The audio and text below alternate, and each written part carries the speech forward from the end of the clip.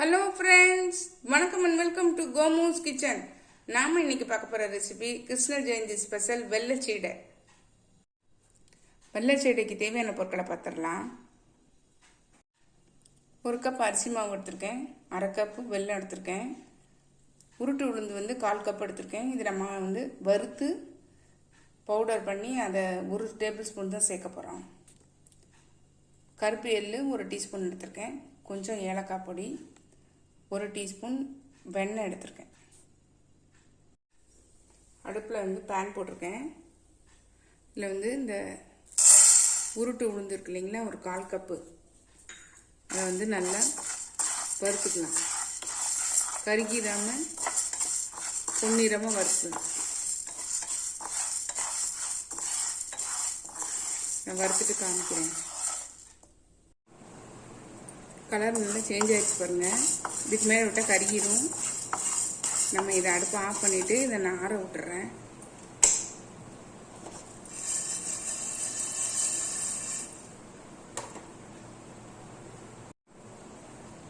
நான் அடுப்பில் sauce pan வச்சுருக்கேன். இதில் அரை கப்பு வெல்லத்தை இதில் கரைச்சிடலாம். அரை கப்பு வெல்லத்துக்கு 1/4 கப்பு தண்ணி ஊற்றினா போதும்.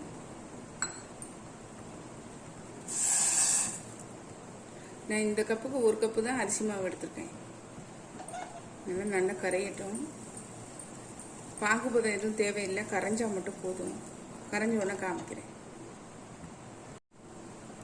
வெல்லம் கரைஞ்சிக்கிட்டு இருக்க நேரத்துக்குள்ளே இந்த வறுத்த உளுந்து ஆறிடுச்சு. மிக்சி ஜாரில் மாற்றிட்டேன். நல்லா அரைச்சிட்டு வந்து காட்டுறேன். நல்லா பவுடர் பண்ணிட்டு வந்து காட்டுறேன். வெல்லமும் நல்லா கரைய ஆரம்பிச்சிருச்சு பாருங்கள். கரைஞ்சிருச்சு, லைட்டாக தான் கரைய வேண்டியிருக்கு. அதுக்குள்ளே நான் அரைச்சிட்டு வந்துட்டேன். உளுந்தை வறுத்ததை அரைச்சிட்டு வந்திருக்கேன். இருக்கட்டும், இந்த வெல்லம் இது சிம்மிலேயே இருக்கட்டும். ஒரு மிக்சிங் பவுல் எடுத்திருக்கேன். இதில் இந்த ஜல்லடையை வச்சுருக்கேன். இந்த அரிசி மாவை வறுக்க வேண்டாம் வெள்ளச்சீடைக்கு. இது கூட பவுடர் பண்ணி வச்சுருக்கோம் இல்லையா, இதுலேருந்து 1 டேபிள் ஸ்பூன் அளவு உளுந்து மாவு, வறுத்த உளுந்து மாவை சேர்த்துடலாம்.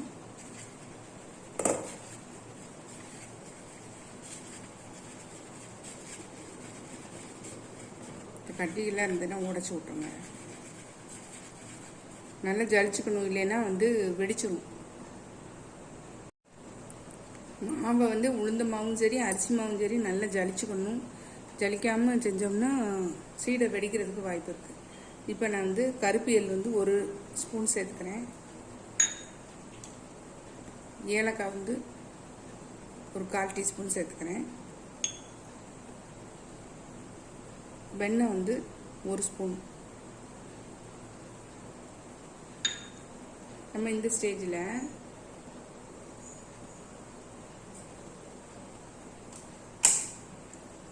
கரைச்சி வச்ச வெல்லம் இருக்குது பார்த்தீங்களா, அதை டீ ஃபில்டரில் ஊற்றி நம்ம கலந்துக்கலாம். சூடாக தான் இருக்குது, அதனால் மொத்தமாக ஊற்றிடாதீங்க. கொஞ்சம் ஊற்றிட்டு பாருங்கள், நான் மிச்சம் வச்சுருக்கேன். வேணும்னா கலந்துக்கலாம்.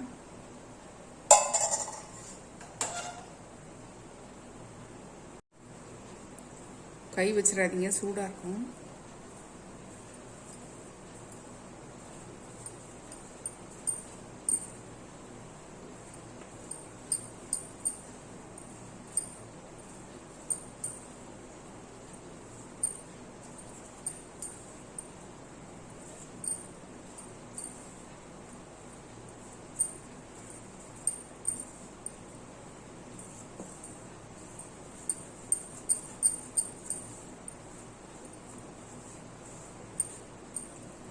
மிச்ச வெள்ளை கரைசலையும் ஊற்றிடுறேன் இதில்.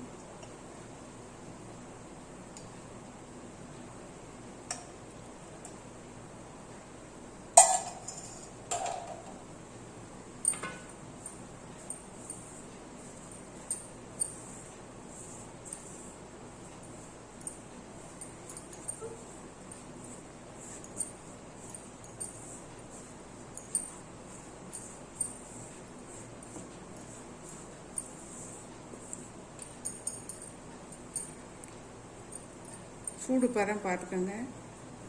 கொஞ்சம் சூடாக இருக்கும் போதே நம்ம நல்லா பிசைஞ்சிடலாம்.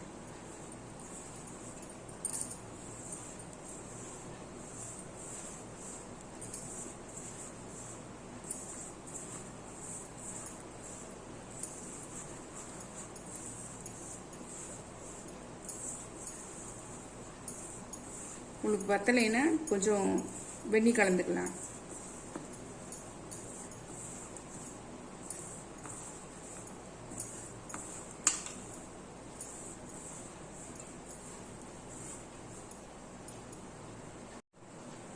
நல்லா பசங்கிட்ட பாருங்கள்.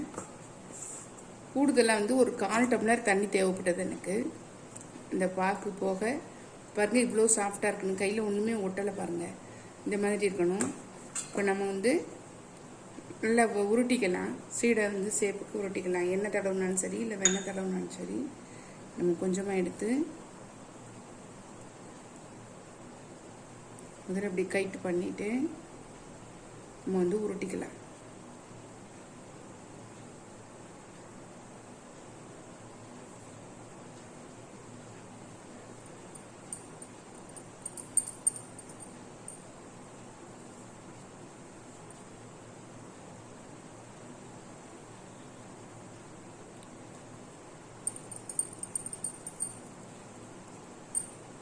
நான் இது போல் உருட்டிட்டு நான் உங்களுக்கு காமிக்கிறேன். சீடையெல்லாம் உருட்டிட்டேன் பாருங்கள். இப்போ நம்ம வந்து எண்ணெய் காய வச்சுருக்கேன். எண்ணெயில் பொரிச்சு எடுத்துடலாம். எண்ணெய் சூடாகிடுச்சு பாருங்கள். இதை வந்து மீடியம் ஃப்ளேமில் கொஞ்சம் கம்மியாக வச்சுக்கிட்டு இந்த உருட்டி வச்சுருக்க சீடைகளை போட்டு எடுத்துடலாம்.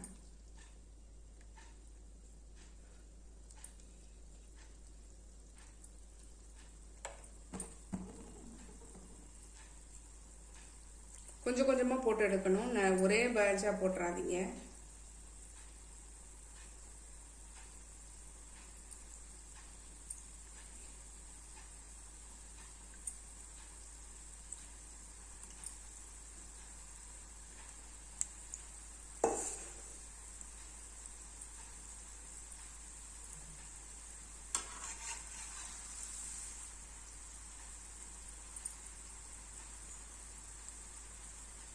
வெள்ளை சைடுங்கிறதுனால டக்குன்னு கலர் மாறிடும். கொஞ்சம் சிம்லேயே வச்சு வேக வச்சு எடுத்துக்கலாம்.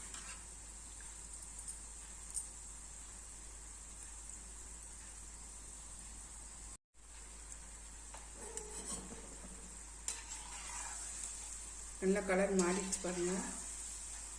தெரியுதா உங்களுக்கு? இந்த பபுள்ஸ்லாம் கொஞ்சம் அடங்கினோடனே நம்ம எடுத்துடலாம். 90% அடங்கினோடனே நம்ம எடுத்துடலாம்.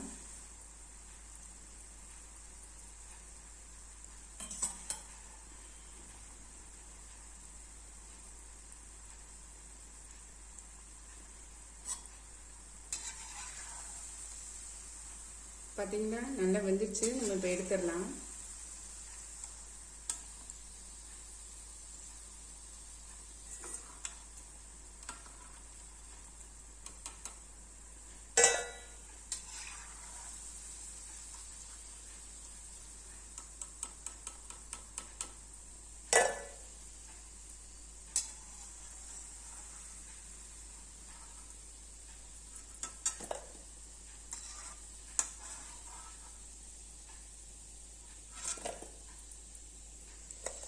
பாருங்க, இந்த மாதிரி எடுத்து போடும்போது கொஞ்சம் வதக்குன்னு இருக்கிற மாதிரி தான் இருக்கும்.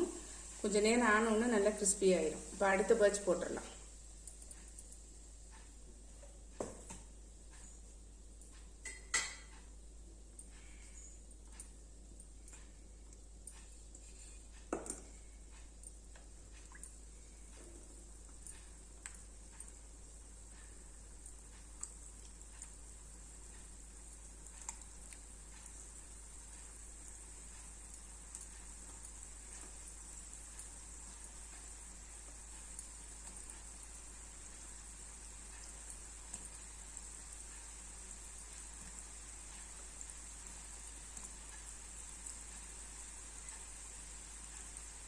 வெந்த உடனே காமிக்கிறேன்.